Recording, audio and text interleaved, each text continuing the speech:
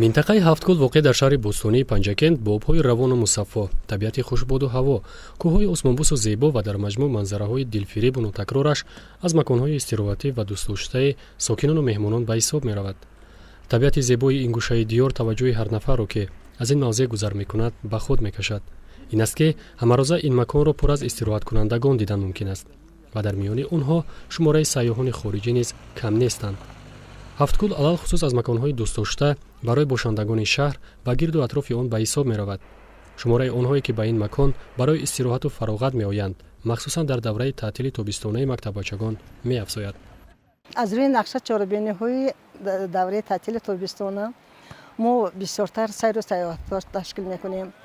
мо ки дар муассисаи таҳсилоти иловагӣ рақими 1 шаҳри Панҷакент фаъолият мекунем. ҳар сол мо дар ҳамин давраи таътили тобистона бисёртар сайру сайёҳатҳо ташкил кунем, чунки хонандаҳо дар ин вақт дар давраи таътил ба ҳар гуна корҳо авора нашаванду ба маҳфилҳои мо биёну аз манзараҳои хушманзараи диёри зебоманзара мо ҳаловат баранд, дидан кунанд.